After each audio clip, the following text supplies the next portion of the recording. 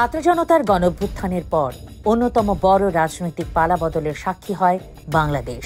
১৬ বছরের আওয়ামী দুঃশাসন ও নতজান পররাষ্ট্রনীতিতে ভারতের প্রতি মানুষের মনে ক্ষোভের সৃষ্টি হলেও তা প্রকাশ করার সুযোগ ছিল না। তাই আওয়ামী সরকারকে উৎখাতের পর ভারতীয় আধিপত্যের বিরোধিতা এখন তুঙ্গে। বিভিন্ন কারণে যত দূরে সরে যাচ্ছে ভারত, ঠিক ততটাই বাংলাদেশের কাছে আসছে পাকিস্তান, মনে করছেন আন্তর্জাতিক বিশ্লেষকরা। সম্প্রতি ভারত বাংলাদেশ সম্পর্ক নিয়ে এক টকশোতে কথা বলেছেন অধ্যাপক শহীদুজ্জামান। ভারতের বাড়াবাড়ি থামানোর জন্য সামরিক জোটের পরামর্শ দিয়েছেন অধ্যাপক শহীদুজ্জামান। তিনি বলেন, পাকিস্তান থেকে আমরা গোটা ২০ শর্ট রেঞ্জ আর নিউক্লিয়ার মিসাইল বসাতে পারি। এ সময় তিনি উল্লেখ করেন, ভারত যখন শুনেছে আমরা পাকিস্তানের সাথে আলোচনা করছি, তখনই তারা নড়ে চড়ে বসেছে।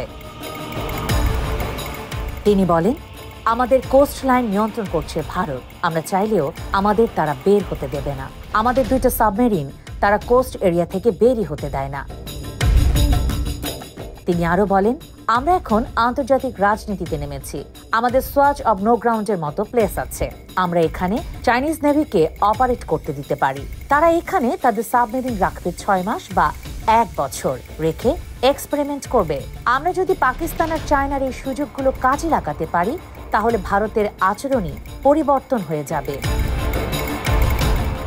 আন্তর্জাতিক বিশ্লেষকরা মনে করছেন, ভারতের দাদাগিরি মনোভাবের কারণে ভারত বাংলাদেশিদের কাছ থেকে যতটাই দূরে সরছে, ঠিক ততটাই কাছে আসছে পাকিস্তান।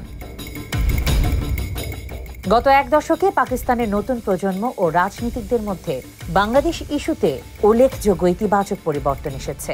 বাংলাদেশের সঙ্গে সম্পর্ক স্বাভাবিক ও বন্ধুত্বপূর্ণ করতে আগ্রহী পাকিস্তানের নতুন প্রজন্ম।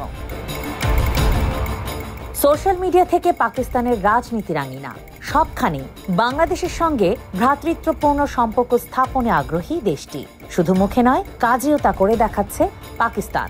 বহু পাকিস্তানি কন্টেন্ট ক্রিয়েটর নানা ধরনের ভিডিও তৈরি করে পাকিস্তানের মানুষের মনে বাংলাদেশ নিয়ে ইতিবাচক মনোভাব তৈরিতে কাজ করছে।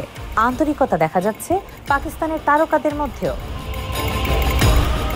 কয়েকদিন আগেই বাংলাদেশে একটি কনসার্টে গান গেয়ে গেছেন পাকিস্তান তথা উপমহাদেশের প্রখ্যাত সঙ্গীত শিল্পী আতিফ আসলাম। ওই কনসার্টে আতিফের ১.৫ ঘন্টা গান গাওয়ার কথা থাকলেও বাংলাদেশি দর্শকদের জন্য তিনি প্রায় ৩ ঘন্টা সঙ্গীত পরিবেশন করেন।